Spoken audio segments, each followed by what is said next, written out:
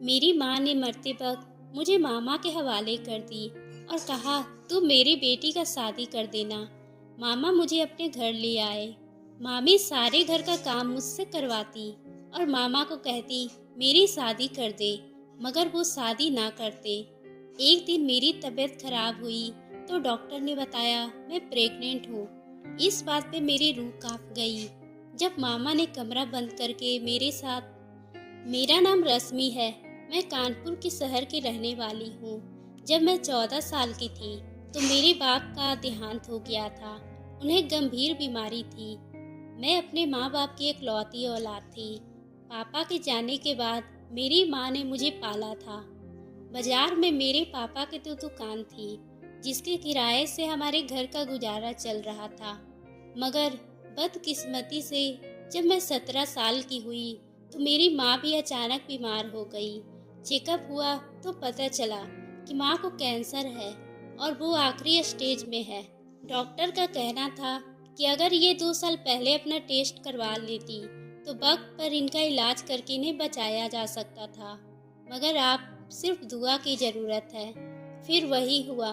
एक दिन अचानक मेरी माँ की तबीयत खराब हो गई और डॉक्टर ने कहा कि आप जल्दी से अपने करीबी रिश्तेदारों को बुलाओ ताकि वो आपकी माँ से आखिरी मुलाकात कर ले। मेरे एक मामा थे जिनकी शादी हो चुकी थी, बस मेरे मामा उनसे बनती थी। इसी वक्त वह भी अस्पताल में मौजूद थे। तो मेरी माँ की आखिरी वक्त आया तो मेरी माँ ने मुझे मेरे मामा के हवाले कर दी और कहा कि तुम अब मेरी बेटी का ख्याल रखना, तुम मेरी बेटी के सब कुछ हो। मेरी बेटी रश्मि जवान हो चुकी है, तुम कोई अच्छा सा रिश्ता देखकर इसकी शादी कर देना। और मेरे मामा ने रोते हुए उन्हें तसल्ली दी थी। इसी रोज रात के वक्त मेरी माँ इस दुनिया से चली गई थी। सभी काम क्रिया करने के बाद मैं मामा के साथ उनके घर आ गई। मेरे मामा के 2 बच्चे थे और मेरी मामी भी जवान थी। मामा ने अपनी बीवी से कहा कि रश्मि हमारे साथ रहेगी, मगर मेरी मामी इस बात पर राजी नहीं हुई थी। उनका कहना था कि हम किसी भी जवान बच्ची का बोझ क्यों उठाएं। मेरे मामा ने कहा था कि अब मैं इसको सड़क पर तो नहीं फेंक सकता। उन्होंने ये कहकर तसल्ली दी थी कि तुम रश्मि से सारे घर का काम करवाया करना, ये तुम्हारे हर काम में मदद करेगी। फिर मुझे मामा ने अकेले में कहा, मैंने ये बात तुम्हारी मामी से इसलिए कही ताकि तुम्हें इस घर में रहने दे और तुम्हें कोई झगड़ा ना करे। मैंने कहा, मामा मैं इस घर में रहूंगी तो फिर पूरा दिन क्या करूंगी? अच्छी बात है, अगर मैं घर का काम कर लूंगी तो मेरा भी वक्त गुजर जाएगा।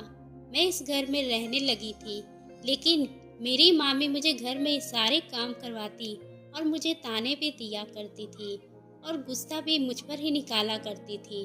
हर वक्त यही कहती, ये तो बहुत खूबसूरत लड़की है। आजकल तो किसी लड़कियों के सारे मोहल्ले में अपने पीछे लगाए होता है। मैं उनकी बात पर कोई जवाब नहीं देती। यहाँ पर एक छोटा सा दुकान था जहाँ हमेशा जवान लड़के खड़े होते थे। कोई सिगरेट पी रहा होता तो कोई लड़कियों को देखकर बातें कर रहा होता। उनको वहाँ पर हटाने की बड़ी कोशिश की गई थी, लेकिन वहाँ से वो हटते नहीं थे। असल बात तो ये थी कि इस चौक में खाने पीने की दुकान भी थी, इसलिए हमेशा भीड़ लगी रहती थी। हमारा मसला ये था कि हमारा घर इसी चौक के सामने था और हमारी खिड़कियाँ इसी चौक की तरफ खुलती थी। गर्मी में हम खिड़की नहीं खोलते थे क्योंकि सामने कोई न कोई खड़ा होता था। एक दिन सुबह दूध देने वाला आया तो मैं जाग रही थी। वैसे तो मामी ये सब काम किया करती थी, लेकिन शायद उनकी तबीयत खराब थी और वो सो रहे थे। मैं बर्तन लेकर बाहर चली गई और मैं जाकर दूध ले ली। दूध वाले ने मुझे कहा, आप कौन हैं? आपको पहले नहीं देखा। दूध वाला भी नौजवान ही था। मैंने कहा, मैं भी इसी घर में रहती हूँ। तभी कहने लगा, एक बात कहूँ, बुरा तो नहीं मानोगी? मैंने कहा, जी बताइए। तब उसने कहा, आप बहुत ज़्यादा खूबसूरत है। अभी मैं उनकी इस बात को अनसुना कर दी और मेरी मामी वहाँ पर आ गई। उन्होंने मुझे दूध वाले के सामने डांटना शुरू कर दिया और कहा, मुझे पता था तुम बड़ी चालबाज लड़की हो। मैं भागकर अंदर आ गई। थोड़ी देर के बाद मामी ने ये बातें मेरे मामा को बता दी और कहा सुबह सुबह अपने रंग रूप दिखाने के लिए दूध वाले के साथ बातें कर रही थी और वह खड़ा होकर उसकी तारीफ कर रहा था। मैंने कहा मामा ऐसी कोई बात नहीं थी, मामी को गलत फहमी है। मेरी मामी का कहना था कि बकवास ना कर, मैं सब जानती हूँ। मेरे मामा सर पकड़कर बैठ गए। उनको समझ नहीं आ रहा था कि वह क्या करे। आज तो उन्होंने मुझे भी सख्ती से कहा, इस तरह में कुछ भी हुआ तो मुझसे बुरा कोई नहीं होगा। तुम्हें बाहर जाने की जरूरत नहीं है। मैं पूरा दिन यही सोचती रही, इस सब में मेरी क्या गलती है? क्या खूबसूरत होना मेरी गलती थी? मेरी जिंदगी इसी तरह गुजर रही थी। तो मामा भी मुझे हर बात पे डांट दिया करते थे और मामी को खुश रखने के लिए ऐसा करते थे। लेकिन ये सब होने के बावजूद मेरी मामी की नफरत खत्म नहीं हो रही थी और वो बार बार यही कहती कि ये लड़की सही नहीं है, इसको घर से निकाल दो। मेरी मामी तो मेरी दुश्मन हो गई थी। आजकल हमारे मोहल्ले में एक बात फैली हुई थी, इस मोहल्ले में किसी लड़की के साथ किसी ने बुरा किया था, लेकिन वह लड़की कोई आम लड़की नहीं थी, बल्कि बहुत ही बड़े खानदान की बेटी थी। इसलिए ये केस पुलिस में चला गया था और मोहल्ले के आवारा लड़कों को पकड़कर छानबीन चल रही थी। इस लड़की के साथ किसी ने बुरा किया था। मुझे ये बात मेरी मामी की जुबान से ही पता चली थी। लड़की वालों बहुत ही ज़्यादा अमीर थे। उनका कहना था कि मोहल्ले की सारी लड़कियां हमारी बेटी की तरह है और अगर हमारी लड़की के साथ कुछ ऐसा हुआ तो कल किसी और भी लड़की के साथ ऐसा हो सकता है। इसलिए हम मुजरिम को पकड़ना बहुत ज़रूरी है। और फिर एक हफ्ते के अंदर ही वो मुजरिम को पकड़ भी गए थे। वह लड़का उनका ही कोई रिश्तेदार था जो इसी मोहल्ले में रहता था। एक दिन मेरी मामी ने मुझे उल्टी सीधे बातें सुनाना शुरू कर दी, क्योंकि आज मेरे हाथ से गिलास टूट गया था। उन्होंने कहा, तुम अपने आप को बड़ा नाजुक समझती हो, तुझे अपनी खूबसूरती पर बड़ा ही गुरूर है। मैं तुम्हें घर से निकलवा कर ही रहूंगी। तो मुझे लगातार डांट रही थी। मैंने उनको कह दिया, अगर आप मुझे यहाँ से निकालना चाहती है तो ठीक है, तो फिर निकलवा दीजिए। आपके अपने पति के आगे तो चलती नहीं, बस मुझे ही बातें सुनाती रहती है। अगर मुझे यहाँ से निकाल दोगी तो मेरा कहीं और इंतजाम हो जाएगा। दुनिया बहुत बड़ी है, आपके बिना वजह की नफरत मेरी जान ले लेगी। आखिर मैं आपका क्या बिगाड़ा है? पूरा दिन गधों की तरह अपने घर में काम करती हूँ। मैं तो आज इस तरह बोल रही थी जैसे मेरे अंदर सब्र का खत्म हो गया था। मैं अपनी मामी को शर्मिंदा नहीं करना चाहती थी। मैं उनके साथ झगड़ा भी नहीं कर रही थी, लेकिन उन्होंने इस बात को मेरी जुबान दर्जी समझी थी। लेकिन आज ही रात को उन्होंने मामा से कोई शिकायत नहीं की। मुझे लगा शायद मामी के दिल में मेरे लिए जगह बन गई है। वो ये सोचने लगी कि वह मुझे बिना वजह नफरत करके मेरे साथ गलत कर रही है।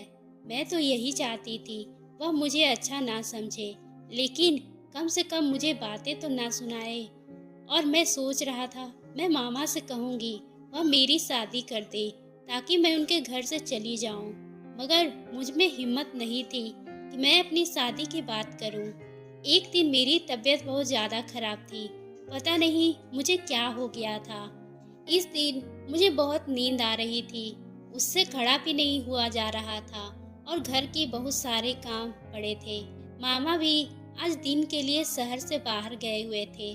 मैंने मेरी मामी को बता दी मुझे खड़ा नहीं हुआ जा रहा है और अभी रात का खाना भी बनाना है।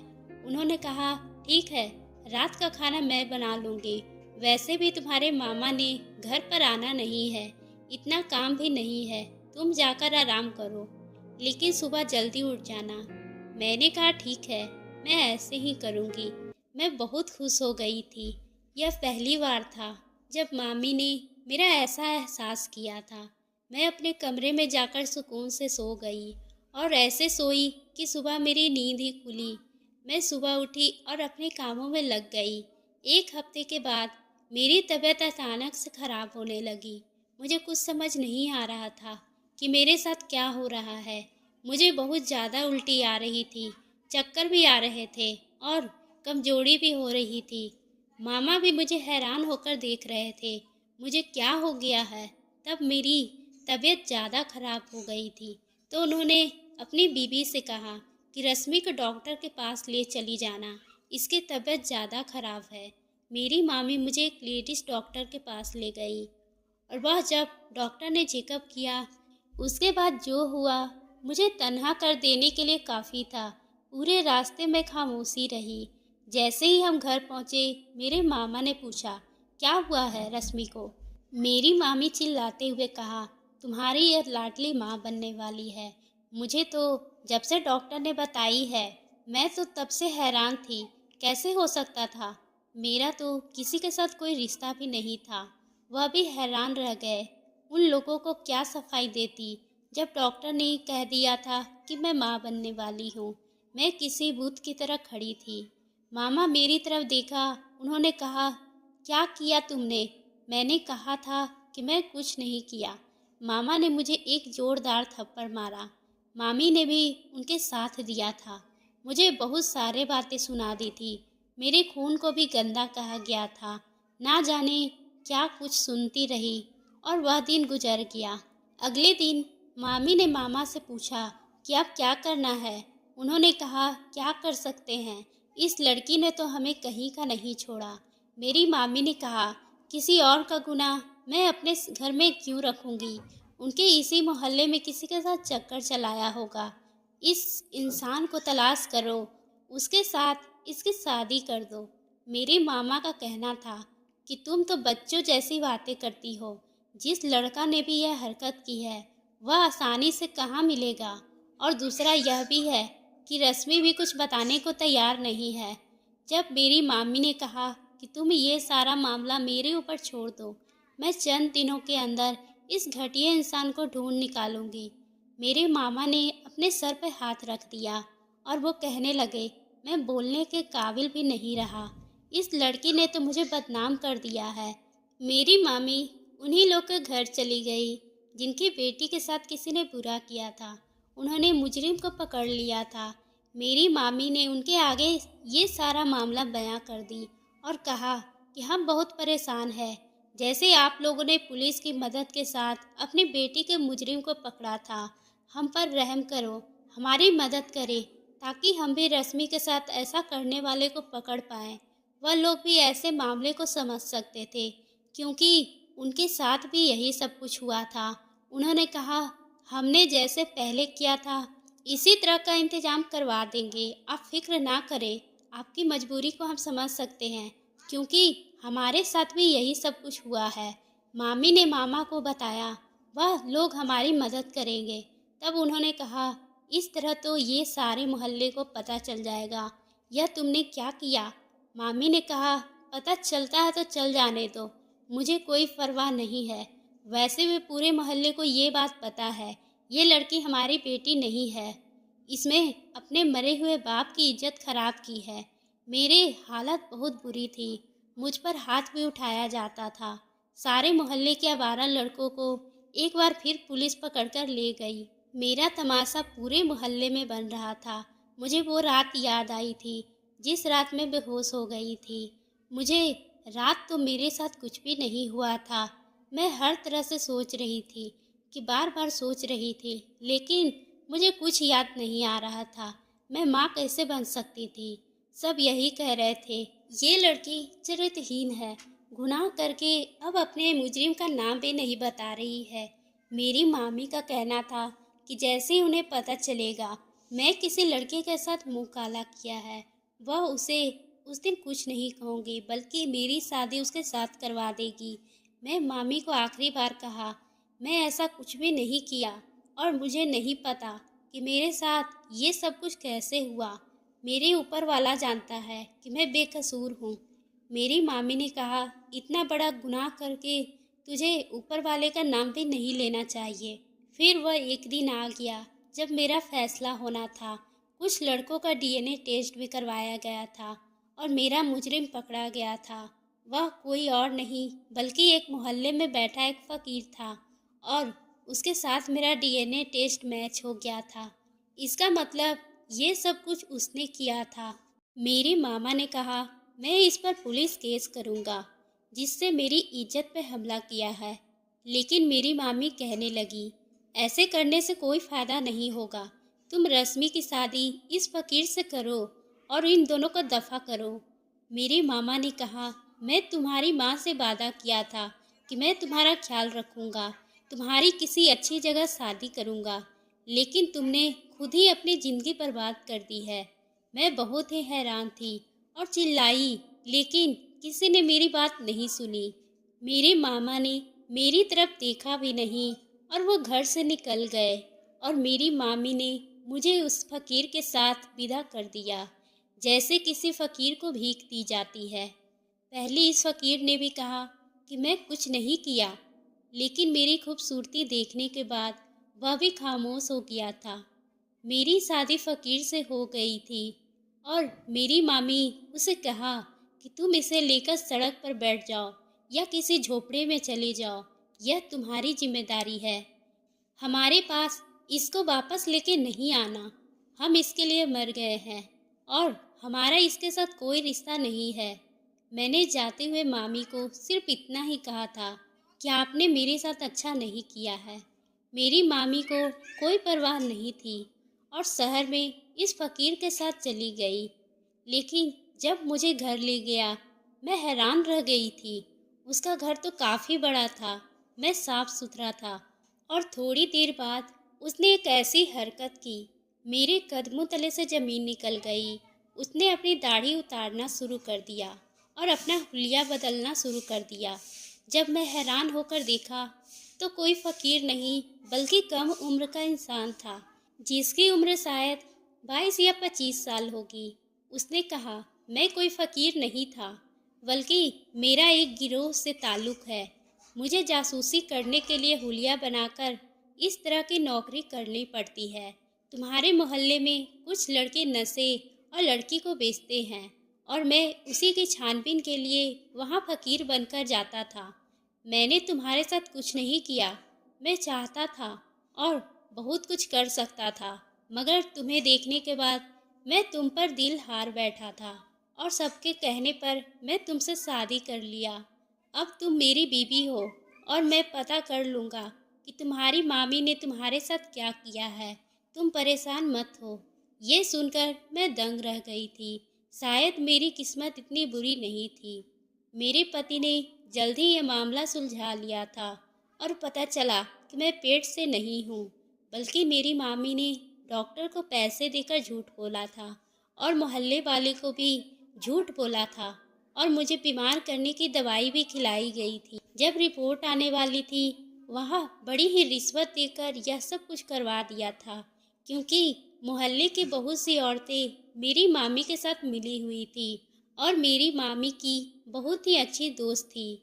उन्होंने ये सब कुछ करवाने में मेरी मामी की मदद की थी। मैं हैरान रह गई, कैसे मेरी ज़िंदगी बर्बाद करने के लिए मेरी मामी ने इतना कुछ किया था। इस आदमी का नाम रोशन था। उसने कहा, अब तुम्हारा उन लोगों से कोई रिश्ता नहीं है, तुम मेरी बीवी हो, लेकिन इस तरह मोहल्ले वाले को असल बात ज़रूर बताएंगे। लेकिन मैं अपनी असलियत कभी जाहिर नहीं करूँगा, नहीं तो ये मेरे काम पर खराब होगा। मेरी नौकरी का मसला है। मैंने उसकी बात को समझा और हमारे बीच फ़िलहाल कोई भी रिश्ता नहीं था, लेकिन आहिस्ता आहिस्ता हम लोगों को एक दूसरे के करीब आने लगे थे और एक दूसरे को इज्जत करने लगे थे।